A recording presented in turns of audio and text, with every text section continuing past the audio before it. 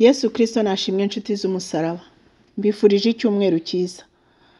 Uyu munsi tugeze ku munsi wa 231 dusoma Bibiliya, turi mu butumwa bwiza uko bwanditswe na Mariko. Uyu munsi turahera ku bice 8 dusoma. Reka dusome mu izina rya Yesu.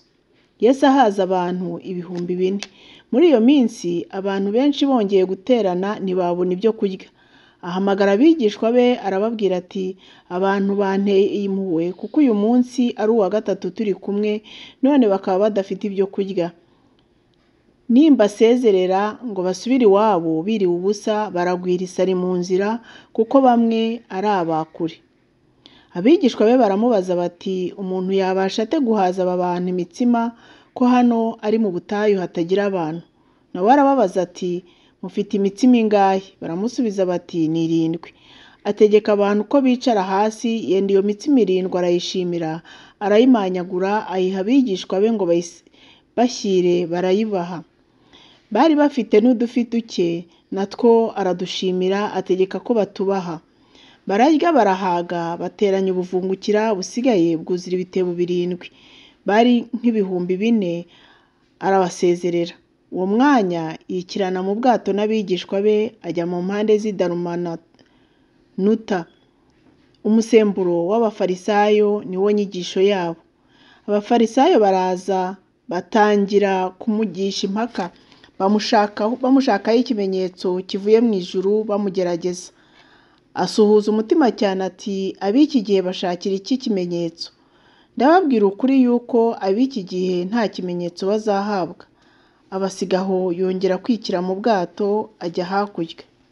Ariko bari bibagiwe kujyana imitsima, ntayo bari bafite mu bwato keretse umwe. Arabahana arababwira ati, mumenye mwirinde umusemburo w'abafarisayo n'umusemburo wa Herode. Barabazanya bati, ahari ni kuko tudafite umutsima.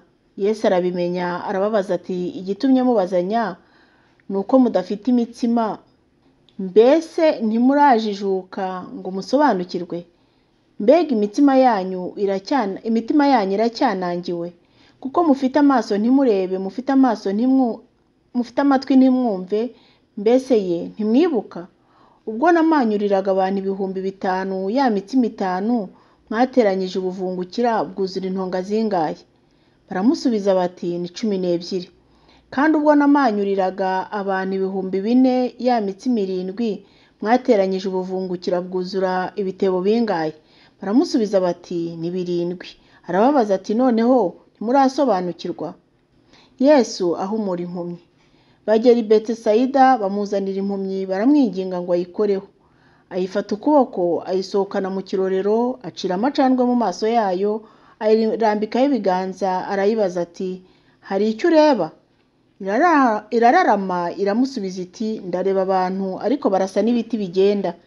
Arongera ayishyira ibiganza ku maso, iratumbira, irakira, isigara ireba byose neza. Nuko aramubwira ngo atahe, ati, nturushye winjira mu kirorero. Petero ahamya yuko Yesu ari Kristo. Yesu avanayo n'abigishwa be, ajya mu birorero by'i Kaisariya ya Filipo. Bakiri mu nzira, abaza abigishwa bati, abantu bagira ngo ndinde? Baramusubiza bati, bamwe bagira ngo uri Yohana umubatiza, abandi ngo uri Eliya, abandi bakagira ngo uri umwe mu bahanuzi. Arababaza ati, ariko mwebweho mugira ngo ndinde? Petero aramusubiza ati, uri Kristo. Arabihanangiriza ngo batagira uwo babibwira. Aherako abigisha uburyo umwana w'umuntu akwiriye kuzababazwa uburyo bwinshi, akangwa n'abakuru n'abatambyi bakuru n'abanditsi, akicwa, hashira iminsi 3 akazuka. Avuga iryo jambo aryeruye, nuko Petero aramwihererana, atangira kumuhana. Ariko Yesu ahindukira areba abigishwa be, acyaha Petero, aramubwira ati, subira inyuma yanjye Satani, kuko icyo wibwira atari iby'Imana, ahubwo ari iby'abantu. Yesu asobanura iby'inzira y'umusaraba.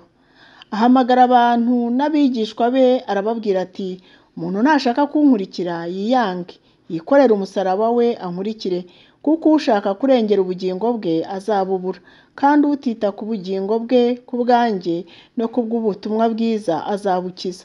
Kandi umuntu byamumarira iki gutunga ibintu byose byo mu isi niyaka ubugingo bwe. Mbese umuntu yatanga iki ngo acungure ubugingo bwe?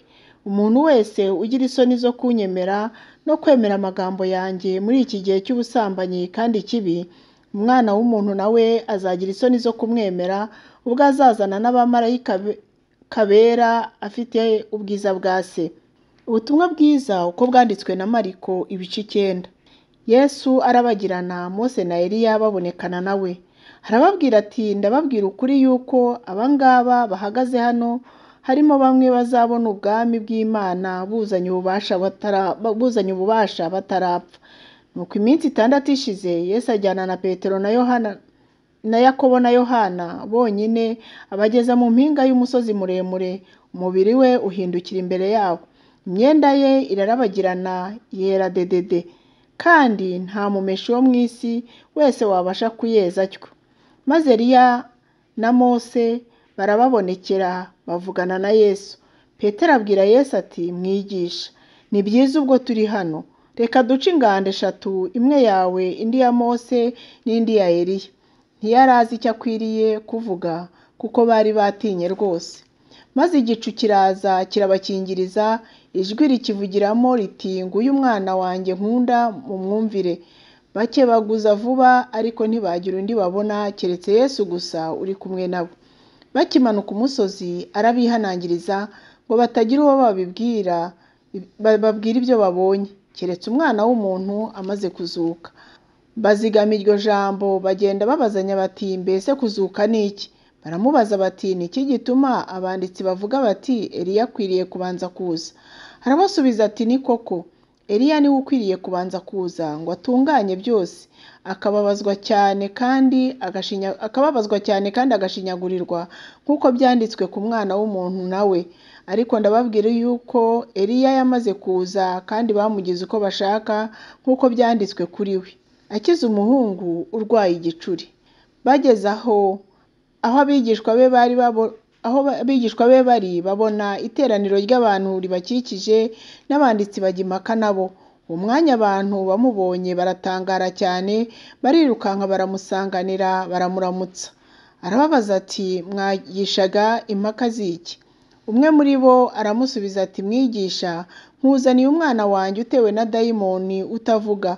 Aho musanze hose iyo amufashe amutura hasi, akamubirisha ifuro, akamuhekenyesha amenyo, akamugagaza. Bwira abigishwa bawe ngo bamwirukane, ntibabishobora. Arabasubiza ati, yemwe bantu b'iki gihe batizera, nzageza he kubana namwe? Nzabihanangiriza kugeza ryari? Nimumunzanire. Baramumuzanira. Dayimoni abonye Yesu atigisa uwo mwana cyane, aragwa arigaragura abira ifuro. Yesu abaza se ati, yafashwe ryari? Aramusubiza ati, yafashwe akiri umwana, kenshi cyane amuta mu muriro cyangwa mu mazi ngo amwice. Ariko niba ubishobora, tugirire imbabazi udutabare. Yesu aramubwira ati, uvuze ngo niba mbishobora? Byose bishobokera uwizeye. Uwo mwanya se w'uwo mwana avuga cyane ati, ndizeye, nkiza kutizera.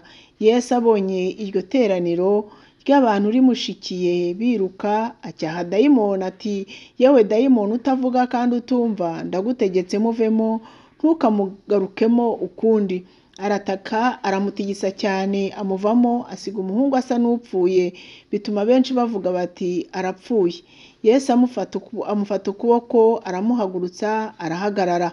Yinjiye mu nzu, abigishwa be babonye ko biherereye, baramubaza bati, ni iki gitumye twebwe tutashoboye kumwirukana? Arabasubiza ati, bene uwo ntavanwamo n'ikindi keretse gusenga no kwiyiriza ubusa. Ahana abigishwa be kutagira amakimbirane. Bavayo banyura i Galilaya, ariko ntiyashaka ko hagira ubimenya, kuko yigishaga abigishwa be yuko Umwana w'umuntu azagambanirwa, agafatwa n'abantu bakamwica, ariko hashira iminsi 3 bamwishe akazuka. Ariko ntibamenye iryo jambo, ndetse batinya kumubaza. Bageze i Kaperinawumu, yinjiye mu nzu arababaza ati, icyo mwahoze mugirira impaka tukiri mu nzira ni iki? Baramwihorera, kuko mu nzira bahoze bajya impaka z'umukuru wabo uwo ari we.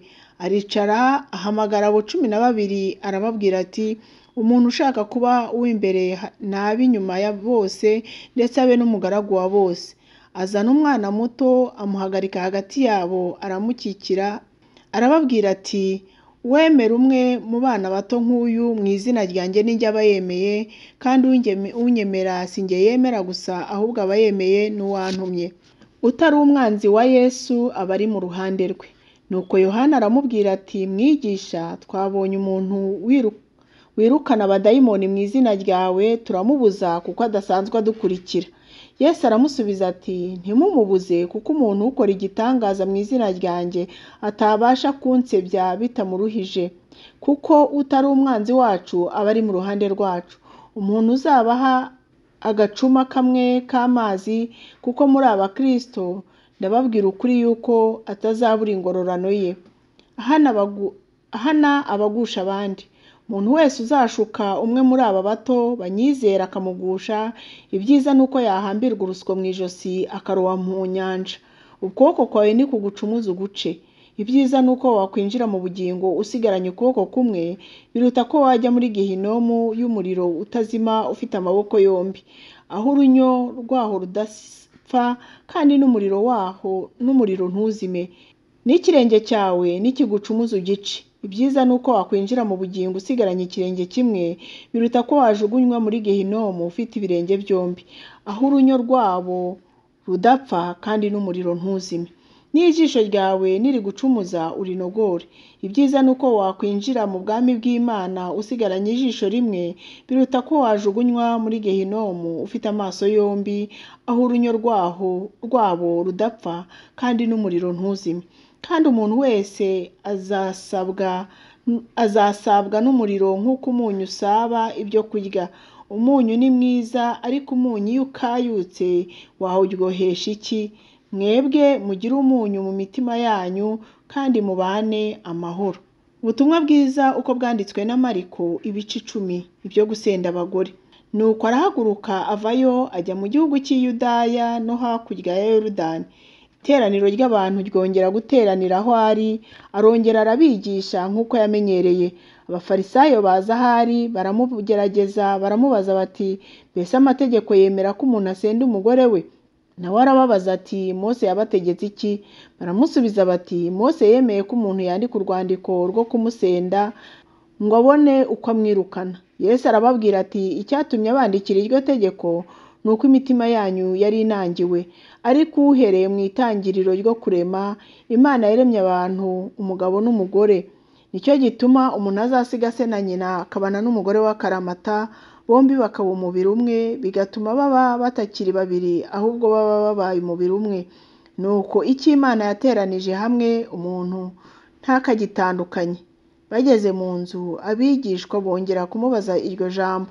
Arababwira ati umuntu wese usenda umugore we akarongora undi aba asambanye, kandi n'umugore wahukana n'umugabo we agashyingirwa undi aba asambanye.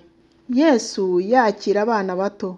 Bamuzanira abana bato ngo abakoreho, abigishwa barabacyaha. Ariko Yesu abibonye ararakara, arababwira ati mureke abana bato bansange, ntimubabuze, kuko abameze batyo ubwami bw'Imana ari ubwabo. Ndababwira ukuri yuko utemera ubwami bw'Imana nk'umwana muto atazabwinjiramo na hato. Arabakikira abaha umugisha, abarambitseho ibiganza. Iby'umusore w'umutunzi. Ageze mu nzira umuntu aza ahari yirukanka, aramupfukamira aramubaza ati mwigisha mwiza, nkore nte ngo mbone kuragwa ubugingo buhoraho? Yesu nawe aramubaza ati unyitira iki mwiza? Nta mwiza keretse umwe, ni we Mana. Uzi amategeko ngo ntukice, ntugasambane, ntukibe, ntukabeshyere abandi, ntukariganye, wubahe so na nyoko. Aramubwira ati mwigisha, ayo yose narayitondeye mpereye mu buto bwanjye. Yesu amwitegereje aramukunda, aramubwira ati ushigaje kimwe. Genda ibyo ufite byose ubigure impiya uzifashisha abakene, nibwo uzagira ubutunzi mu ijuru, uhereko uzunkurikire. Yumvise iryo jambo mu maso he harahonga, agenda afite agahinda kuko yari afite ubutunzi bwinshi. Yesu araranganya amaso abwira abigishwa bati erega biraruhije ko abatunzi binjira mu bwami bw'Imana. Abigishwa be batangazwa n'amagambo ye, nuko Yesu arabasubiza ati, bana banjye, ni ukuri biraruhije ko abiringiye ubutunzi binjira mu bwami bw'Imana. Icyoroshye ni uko ingamiya yanyura mu zuru ry'urushinge kuruta ko umutunzi yakwinjira mu bwami bw'Imana. Barumirwa cyane bati, ubwo bimeze bityo ninde ushobora gukizwa? Yesu arabitegereza arababwira ati, ibyo ntibishobokera abantu, ariko ku Mana ko siko biri, kuko byose bishobokera Imana. Nuko Petero aramubwira ati, dore twebweho twasize byose turagukurikira. Yesu aramubwira ati, ndababwira ukuri yuko nta wasize inzu cyangwa bene se cyangwa bashiki be cyangwa nyina cyangwa se cyangwa abana cyangwa amasambu ku bwanjye no ku bw'ubutumwa bwiza utazahabwa ibi biruta inshuro 100 muri iki gihe cya none, ari amazu, ari bene se, ari bashiki be, ndetse na ba nyina n'abana n'amasambu, hamwe no kurenganywa, maze mu gihe kizaza akazahabwa ubugingo buhoraho. Ariko benshi b'imbere bazaba ab'inyuma, kandi ab'inyuma bazaba ab'imbere. Yesu avuga iby'urupfu rwe. Bari mu nzira bazamuka bajya i Yerusalemu, Yesu abagiye imbere baratangara, bakimukurikiye baratinya. Arobanura abo 12 barajyana, atangira kubabwira ibigiye kumubaho ati, turazamuka tujya i Yerusalemu, Umwana w'umuntu azagambanirwa mu batambyi bakuru n'abanditsi, bazamucira urubanza rwo kumwica, bazamugambanira mu bapagani, bazamushinyagurira, bamucira amacandwe, bamukubita imikoba, bamwice, iminsi 3 nishira azazuka. Ubukuru bwo mu bwami bw'Imana. Nuko Yakobo na Yohane bene Zebedayo baramwegera baramubwira bati, mwigisha, turashaka ko uduha icyo tugusaba cyose. Arababaza ati, murashaka ko mbaha iki? Baramusubiza bati, uduhe kuzicara mu bwiza bwawe, umwe iburyo bwawe undi ibumoso. Maze Yesu arababwira ati, ntimuzi icyo musaba. Mwashobora kunywera ku gikombe nzanyweraho cyangwa kubatizwa umubatizo nzabatizwa? Baramusubiza bati, turabishobora. Yesu arababwira ati, koko igikombe nzanyweraho muzakinyweraho, kandi n'umubatizo nzabatizwa niwo muzabatizwa namwe. Ariko kwicara iburyo cyangwa ibumoso sinjye ubigaba, ahubwo bikiwe abo byateguriwe. Ba bandi 10 babyumvise batangira kurakarira Yakobo na Yohana. Yesu arabahamagara arababwira ati, muzi yuko abavugwa ko ari abatware b'amahanga bayatwaza igitugu, n'abakomeye bo muri yo bakayategeka. Ariko muri mwe siko biri, ahubwo ushaka kuba mukuru muri mwe ajya aba umugaragu wanyu, kandi ushaka kuba uw'imbere muri mwe ajya aba imbata ya bose. Kuko Umwana w'umuntu nawe ataje gukorerwa, ahubwo yaje gukorera abandi no gutangira ubugingo bwe kuba incungu ya benshi. Yesu akiza impumyi yitwa Barutimayo. Nuko bagera i Yeriko. Akivana i Yeriko n'abigishwa be n'abantu benshi, asanga umwana wa Timayo witwaga Barutimayo, umusezi w'impumyi, yicaye iruhande rw'inzira. Yumvise ko Yesu w'i Nazareti ari uje, aherako arataka cyane ati, Yesu mwene Dawidi, mbabarira. Abantu benshi baramucyaha ngo ahore, ariko arushaho gutaka ati, mwene Dawidi, mbabarira. Yesu arahagarara arababwira ati, nimumuhamagare. Bahamagara impumyi barayibwira bati, humura, haguruka, araguhamagara. Nayo ita umwenda wayo irabaduka yegera Yesu. Yesu arayibaza ati, urashaka ko nkugirira nte? Iyo mpumyi iramusubiza iti, mwigisha, ndashaka guhumuka. Yesu arayibwira ati, igendere, kwizera kwawe kuragukijije. Uwo mwanya arahumuka amukurikira mu nzira. Imana ibahe umugisha. Tuzakomeza ejo dusoma ibice 11. Mugire umunsi mwiza, mugire icyumweru cyiza. Ndabakunda mu izina rya Yesu.